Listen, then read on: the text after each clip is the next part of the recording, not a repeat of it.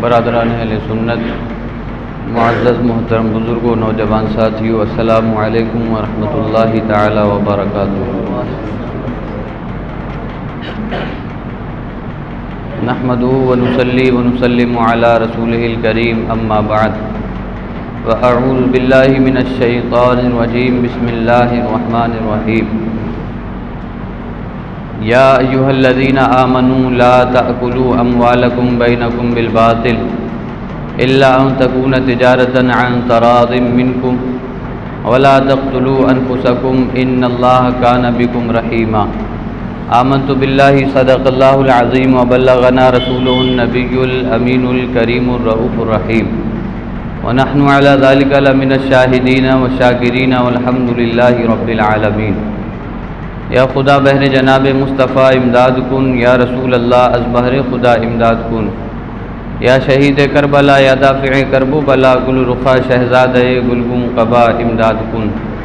غوث اعظم بمن بسر و ساما مدد، قبلہ دی مدد، کعبہ ایما مدد، بگرداب بلا افتاد کشتی مدد کن، یا معین الدین چشتی۔ دل کی عطا گہرائیوں کے ساتھ نبی پاک صاحب لولاک سیاح افلاک باعث تخلیق کائنات، اللہ کے محبوب دانا غیوب منزہ عن العیوب، حضور احمد مجتبی محمد مصطفیٰ صلی اللہ تعالی علیہ وعلی آلہ وبارک وسلم کے دربار دربار میں درود و سلام کا نذرانہ عقیدت پیش کر لیجئے۔ اللہم صلی علی سیدنا و مولانا محمد معدن الجود والکرم وآلہ واصحابہ وبارک وسلم، صلاۃ و سلاما علیک یا رسول اللہ۔ رب تبارک و تعالی قرآن مجید میں ارشاد فرماتا ہے، یا ایھا الذین آمنوا، اے ایمان والو، لا تأکلوا اموالکم بینکم بالباطل، آپس میں ایک دوسرے کا مال ناحق نہ کھاؤ، الا ان تکون تجارۃ عن تراض منکم، مگر یہ کہ تم میں آپس میں کوئی معاہدہ ہو جائے، ولا تقتلوا انفسکم، اور اپنے آپ کو ہلاکت میں نہ ڈالو، ان اللہ کان بکم رحیما، بے شک اللہ تم پر مہربان ہے۔ آیت کریمہ کے ترجمے سے آج کی تقریر کا ٹاپک آپ نے متعین کر لیا ہوگا۔ اللہ تبارک و تعالی ایمان والے بندوں سے فرماتا ہے کہ ایک دوسرے کا مال ناحق نہ کھاؤ، مگر اگر تمہارے درمیان معاہدہ ہو جائے، اسلامی طریقے پر فریقین راضی برضا ہو جائیں، تو تم وہ ایک دوسرے کو حق دے سکتے ہو۔ ولا تقتلوا انفسکم، اور اپنے آپ کو ہلاکت میں نہ ڈالو، قتل نہ کرو، ان اللہ کان بکم رحیما، بے شک اللہ تم پر مہربان ہے۔ میں پچھلی تقریر کی کچھ باتیں عرض کر کے اپنی اس تقریر کو آگے بڑھاؤں۔ ناحق کسی کا حق مارنا، ناحق کسی کا مال کھانا، یہ حرام ہے۔ آپس میں ایک دوسرے سے ناحق طریقے سے، باطل طریقے سے مال لے لینا، یہ حرام ہے۔ باطل کی تفسیر میں مفسرین فرماتے ہیں کہ اس کے اندر ہر وہ حرام طریقہ مانا جائے گا جو شریعت کی نظر میں حرام ہوتا ہے۔ مثلا چوری کرنا، شراب پینا یا شراب بیچنا یا شراب کے لیے پیسے دینا، اسی طرح سود لینا یا سود دینا یا سود کا معاہدہ کروانا، اسی طرح وہ کام جو حرام ہے شریعت کی نظر میں، وہ کام کر کے پیسہ حاصل کرنا، یہ سب باطل کے اندر، باطل کے تحت شمار کیا جائے گا۔ ان طرائق اور ان طریقوں سے اللہ تبارک و تعالیٰ نے اپنے بندوں کو روکا اور کہا کہ حرام طریقے سے مال نہ کھاؤ۔ شریعت کی نظر میں مال حاصل کرنا یا کھانا پینا حاصل کرنا، اس کے دو طریقے ہیں۔ ایک طریقہ حرام کہلاتا ہے اور دوسرا طریقہ حلال کہلاتا ہے۔ نبی پاک صلی اللہ علیہ وسلم کی حدیث پاک حضور نے ارشاد فرمایا، بندے کی قسمت میں جو لکھا ہے، جو مقسوم ہے، جو قسمت میں ہے، وہ اسے مل کر کے رہے گا، چاہیے کہ بندہ اسے حلال طریقے سے حاصل کرے۔ جب بندہ اپنی قسمت میں لکھا ہوا مال و دولت حلال طریقے سے حاصل کرتا ہے تو اللہ تبارک و تعالی اس کی بخشش فرما دیتا ہے۔ اس حدیث پاک کی روشنی میں اگر میں یہ جملہ کہوں تو بیجا نہ ہوگا کہ جو قسمت میں لکھا ہے وہ ملنا ہے۔ ملنے کے دو طریقے ہیں، ایک حلال ایک حرام۔ کوئی اپنی قسمت میں لکھا ہوا حلال طریقے سے حاصل کر لیتا ہے تو کوئی اپنی قسمت میں لکھا ہوا حرام طریقے سے حاصل کر لیتا ہے۔ جو قسمت میں لکھا ہے وہ ملے گا، اللہ نے جو لکھ دیا ہے وہ ملنا ہے، لیکن یہ آپ پر ڈیپینڈ کرتا ہے کہ آپ اس کو کس طرح حاصل کریں گے، حلال طریقے سے حاصل کریں گے یا حرام طریقے سے حاصل کریں گے۔ اللہ تبارک و تعالیٰ چاہتا ہے کہ تم حلال طریقے سے حاصل کرو، اور رب تبارک و تعالیٰ خود ارشاد فرماتا ہے، کلوا مما فی الارض حلالا طیبا، تم اگر حلال طریقے سے حاصل کرو گے تو تمہیں ضرور ملے گا۔ میری زمین میں جو کچھ بھی ہے تم حلال و طیب اس سب کو حاصل کرنے کی کوشش کرو گے تو تمہیں ملے گا۔ عزیزان ملت، ذریعہ معاش حرام ہو تو آنے والی آمدنی بھی حرام ہوتی ہے، ذریعہ معاش حلال ہو تو آنے والی آمدنی بھی حلال ہوتی ہے۔ حلال اور حرام کا ایک بنیادی اور اہم کردار ہے انسانی زندگی میں۔ حلال سے پرورش ہو تو جسم بھی پھولتا پھلتا ہے، کاروبار بھی پھولتا پھلتا ہے، فیملی بھی خوشحال رہتی ہے، اور اگر وہی ذریعہ آمدنی حرام طریقے سے ہو تو جسم میں بھی بے چینی رہتی ہے، دل بھی بے قراری کا شکار رہتا ہے، فیملی بھی بے چین رہتی ہے، آئے دن حرام کا کمایا ہوا حرام میں ہی چلا جاتا ہے، حرام کا کمایا ہوا دکھ پریشانیوں میں ہی چلا جاتا ہے۔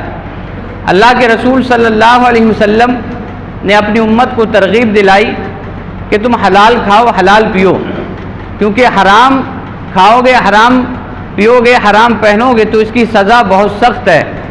اللہ تبارک و تعالیٰ نے ارشاد فرمایا، حدیث قدسی ہے کہ جب بندہ حرام کھاتا ہے، حرام پیتا ہے، حرام پہنتا ہے تو وہ یاد رکھے کہ اسے میں بہت سخت سزا دینے والا ہوں۔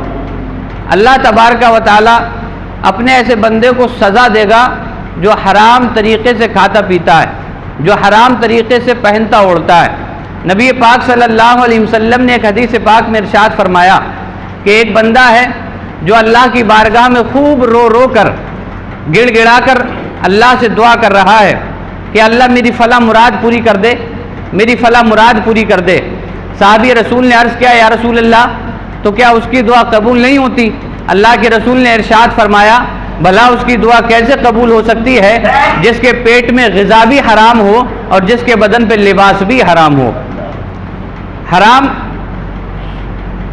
انسانی زندگی میں ایک اہم کردار نبھاتا ہے، جس کی وجہ سے نہ ہی دل کو چین ملتا ہے اور نہ ہی جسم قرار پاتا ہے اور نہ ہی فیملی میں وہ برکتیں ہوتی ہیں۔ برکتیں ہمیں اپنی کمائی میں برکت چاہیے، اپنی فیملی میں برکت چاہیے، ہمیں اپنے کاروبار میں برکت چاہیے، تو ہمیں حلال کھانا پڑے گا، حلال پہننا پڑے گا، حلال طریقوں سے اپنی آمدنی کے ذرائع پیدا کرنا پڑیں گے، ورنہ حرام آپ کو دوزخ کے گہرے کنویں میں ڈال دے گا۔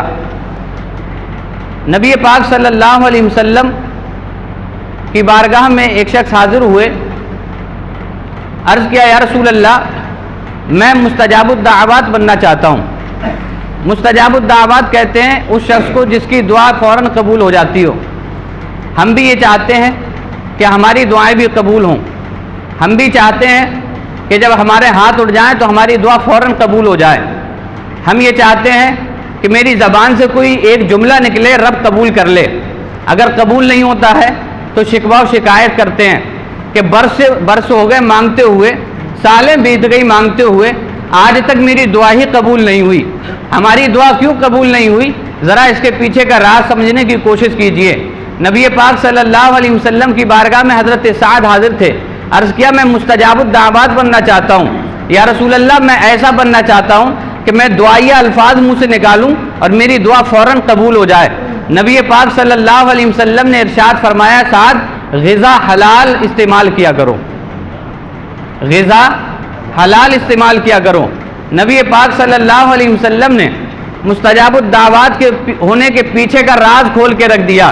اگر تمہاری دعائیں قبول نہیں ہو رہی ہیں تو پھر اپنی آمدنی پہ غور کرو، تمہاری دعائیں قبول نہیں ہو رہی ہیں تو اپنے بیک گراؤنڈ پہ ذرا نظر کرنے کی کوشش کرو، اگر دعائیں قبول نہیں ہو رہی ہیں تو پھر دیکھو کہ کسی کا مال باطل طریقے سے تو نہیں کھایا ہے، کیونکہ حدیث پاک میں نبی پاک صلی اللہ علیہ وسلم نے فرمایا کہ جس کے پیٹ میں ایک لقمہ حرام کا جاتا ہے 40 دن تک اس کا کوئی عمل قبول نہیں کیا جاتا ہے۔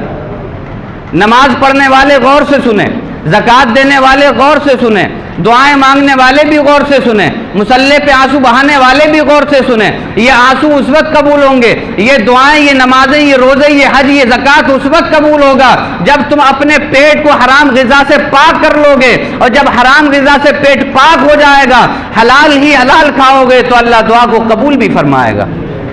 رونا یہی ہے کہ دعا قبول نہیں ہوتی، لیکن ہم نے کہیں نہ کہیں کچھ نہ کچھ ناحق کھایا ہوا ہے، ہم نے کسی کا مارا ہوا ہے، ہمیں لگتا ہے کہ ہم نے کسی کا کچھ نہیں بگاڑا، لیکن کہیں نہ کہیں ہمارے پیچھے یہ چیز ہے کہ ہم کسی کا کچھ بگاڑ چکے ہیں، کسی کا حق مار چکے ہیں۔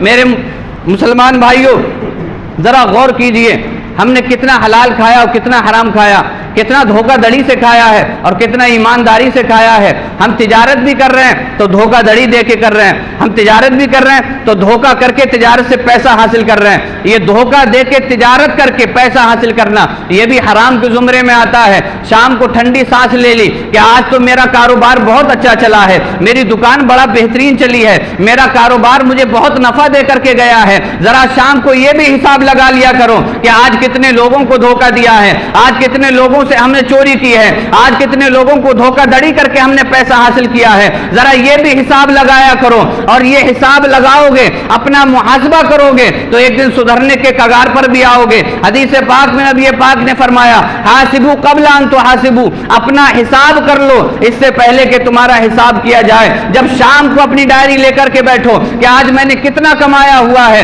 تو اسی میں یہ بھی حساب کرنا کہ آج میں نے کسے دھوکہ دیا تھا، آج میں نے کسے دھوکہ دے کر کے مال حاصل کیا تھا، آج کسے میں نے سونا چاندی کے نام پر نقلی سونا چاندی چیپ دیا تھا۔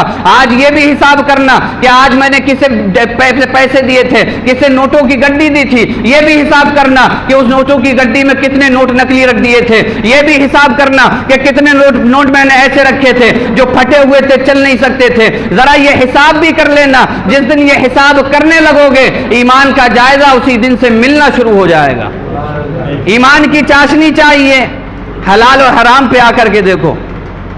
آج تو دور اتنا پرفتن ہے کہ ہر آدمی کی زبان پر ایک ہی نعرہ ہے، بس آنا چاہیے کہیں سے آئے، آنا چاہیے کہیں سے آئے، حرام ہو ہمیں مطلب نہیں، کس طریقے سے آتا ہے ہمیں مطلب نہیں، بس آنا چاہیے۔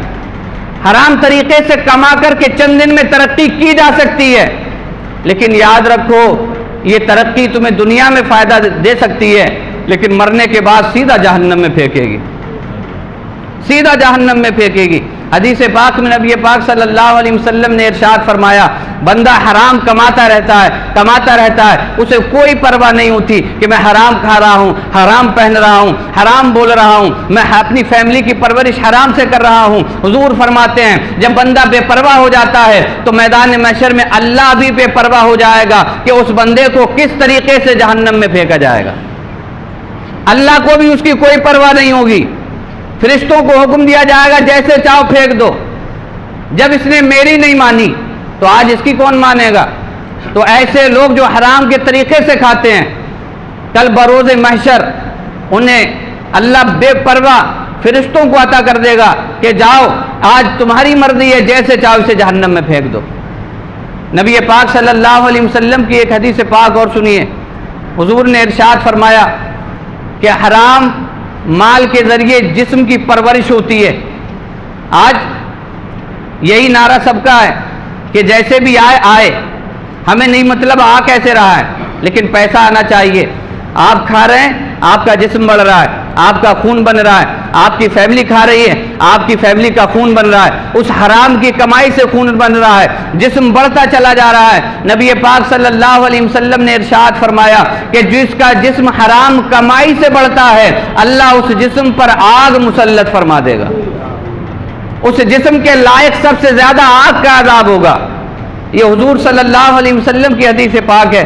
نبی پاک صلی اللہ علیہ وسلم نے اپنی امت سے کہا کہ حلال کھاؤ، حرام سے بچو۔ آپ کہیں گے حلال میں اتنا کہاں آتا ہے؟ تو میں کہوں گا میرے بھائی حرام سے بچتے رہو، حلال کھاؤ گے دنیا میں بھی سکون کی زندگی گزارو گے، مرنے کے بعد آخرت میں بھی سکون ہوگا اور جنت تو پکی ملنا ہی ملنا ہے۔ حلال کی عادت بنائیے، حرام سے بچنے کی کوشش کیجیے۔ نبی پاک صلی اللہ علیہ وسلم کی بارگاہ میں ایک صحابی رسول حاضر ہوئے، عرض کیا یا رسول اللہ مجھے 10 دینار ملتے ہیں، 10 درہم ملتے ہیں، مزدوری کرتا ہوں لیکن اس 10 درہم میں میرا بھلا نہیں ہوتا، میرے گھر کا خرچہ نہیں چلتا۔ یہ حدیث پاک مزدور حضرات غور سے سنیں۔ نبی پاک کی بارگاہ میں حاضر ہو کر کہنے لگے مزدوری کرتا ہوں 10 درہم ملتے ہیں لیکن میرے گھر کا خرچہ نہیں چلتا، میرے گھر کا بھلا نہیں ہوتا، کھانے پینے میں تنگی ہوتی ہے۔ نبی پاک صلی اللہ علیہ وسلم نے نگاہ نبوت ڈالی اور دیکھا اور ارشاد فرمایا جاؤ آج سے جہاں کام کرنا اس سے کہنا مجھے 10 درہم نہیں چاہیے، مجھے 7 درہم چاہیے۔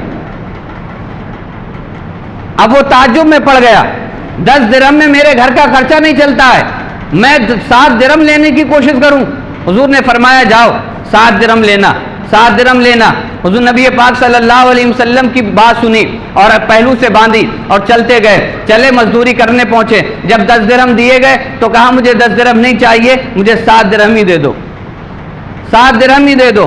اب وہ شخص چند سال کے بعد نبی پاک صلی اللہ علیہ وسلم کی بارگاہ میں حاضر ہوئے، عرض کیا یا رسول اللہ آپ نے جو کہا تھا میں نے 7 درہم لینا شروع کیے لیکن ہونا یہ تھا کہ 7 درہم میں اتنی برکت ہوئی کہ میری فیملی بھی چین و سکون سے رہنے لگی، مجھے بھی قرار آنے لگا، میرا دل بھی مطمئن ہونے لگا اور مجھے کیسی بھی بے قراری نہیں ہوتی تھی۔ نبی پاک سے عرض کیا یا رسول اللہ اس کے پیچھے کا راز کیا ہے؟ میں 10 درہم لیتا تھا تو میرے گھر کا خرچہ نہیں چلا کرتا تھا، آج میں نے 7 لینا شروع کیے ہیں تو میرے گھر کا خرچہ چلتا ہے، میری فیملی بھی خوش ہے، میں بھی خوش ہوں۔ نبی پاک نے ارشاد فرمایا سن بات یہ ہے جب تو 10 درہم لیا کرتا تھا تو 10 درہم کا تیرا کام نہیں ہوتا تھا اور 10 درہم میں تیرے لیے 3 درہم حرام کے ہوا کرتے تھے، تیرے لیے 3 درہم ناجائز طریقے سے ہوتے تھے۔ جب تو نے 7 لینا شروع کیے جو تیری حق مزدوری کے تھے اللہ نے اس حلال میں برکت پیدا فرما دی۔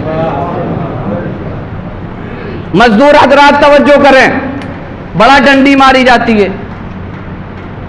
آپ لے 500 لے 450 لے 400 لے 300 لے لیکن کام بھی تو اسی حساب سے کرو۔ تمہیں لگتا ہے کہ تم بیڑی پی کے ٹائم پاس کر لو گے تو یہ شمار ہوگا؟ یہ کبھی شمار نہیں ہوگا۔ پیسہ صرف محنت کا دیا جاتا ہے۔ اگر آپ نے 450 مزدوری رکھی ہے تو پھر 450 والی مزدوری کرو، ورنہ وہ اوپر کے جو آمدنی ہوگی وہ بے برکتی لائے گی۔ نبی پاک صلی اللہ علیہ وسلم نے بتایا کہ تم وہی لو جتنا حق بنتا ہے، وہی آمدنی لو جتنا حق بنتا ہے، اس سے زیادہ لینے کی کوشش مت کرو۔ حضرت موسیٰ علیہ السلام کے دور میں حضرت موسیٰ علیہ السلام ایک جگہ سے گزرے، دیکھا ایک بندہ ہے بڑا رو رہا ہے، بڑا گڑ گڑا رہا ہے، دعا کرے جا رہا ہے۔ جب موسیٰ علیہ السلام نے دیکھا تو عرض کیا یا اللہ اس کی دعا کو قبول کر لے۔ ہاتف غیبی سے آواز آئی موسیٰ ہم اس کی دعا کو قبول نہیں کریں گے۔ عرض کیا یا اللہ قبول کر لے۔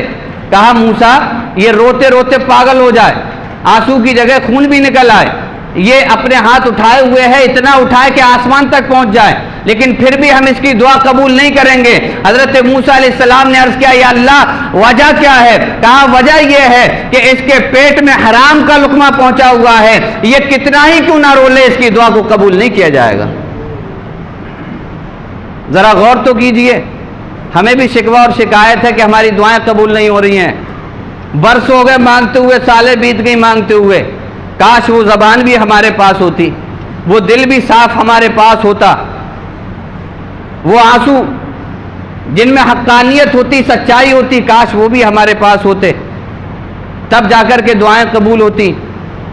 دعا قبول نہ ہونے کا ایک بڑا سبب یہ بھی ہے کہ ہم حرام سے بچ نہیں رہے ہیں، حرام سے نہیں بچ رہے ہیں، اور یہ قیامت کی نشانیوں میں سے ایک حدیث پاک میں حضور نے ارشاد فرمایا کہ قرب قیامت میں لوگ حرام کو حلال ٹھہرا لیں گے، حرام کو حلال ٹھہرا لیں گے۔ آج اس تناظر میں آپ دیکھیں ماحول، سماج پہ نظر کریں گے تو آپ کو بہت سی ایسے مثالیں مل جائیں گی، لوگ کما رہے ہیں، کہہ رہے ہیں ارے یہ کہاں حرام ہے، اس میں حرام ہی کہاں ہوتا ہے، ہم تو محنت کر رہے ہیں۔ آج کمیشن کے نام پہ پیسہ لیا جا رہا ہے، وہ کمیشن جائز ہے جو آپ محنت کر کے لیں، یعنی آپ کسی کو سامان دلائیں، ساتھ میں جائیں، آپ اس کے ساتھ محنت کریں، وہ کمیشن وہ اجرت وہ آپ کی محنت کا ہے، وہ لینا جائز ہے۔ لیکن یہ کہ گھر بیٹھے بیٹھے فون کر دیا کہ میں فلاں صاحب کو بھیج رہا ہوں، اسے فلاں فلاں سامان دے دینا، اسے اتنے اتنے کا سامان دینا، اور اس میں میری ٹپ بھی رکھنا ہے۔ اب وہ دکاندار اس کی ٹپ بھی رکھتا ہے، یہ جو ٹپ ملی ہے جو گھر بیٹھے بیٹھے فون سے کہا ہے، یا کسی دکاندار سے پہلے سے ہی گٹھ بندھن کر رکھا ہے کہ میں جسے بھیجا کروں وہ میرا نام بتائے گا، تم سمجھ جانا کہ کتنے پیسے اس سے لینے ہیں، کیونکہ اس میں میری بھی ٹپ رہے گی۔ تو یہ جو بغیر محنت کے ٹپ مل رہی ہے یہ ہرگز جائز نہیں ہے، یہ سراسر حرام ہے۔ پھر شکوہ ہے کہ کمائی میں برکت نہیں ہے، کیسے برکت ہوگی؟ حرام لینے کی کوشش پہ پورا لگے ہو، کیسے برکت ہوگی؟ حلال کمانے کی کوشش کرو۔ آخری مثال، آج ایک کاروبار کی ایک طریقہ یہ بھی چل رہا ہے جسے آپ انویسٹمنٹ کہہ سکتے ہیں، یعنی پیسہ لگانا، گھر بیٹھنا اور پیسہ لگانا۔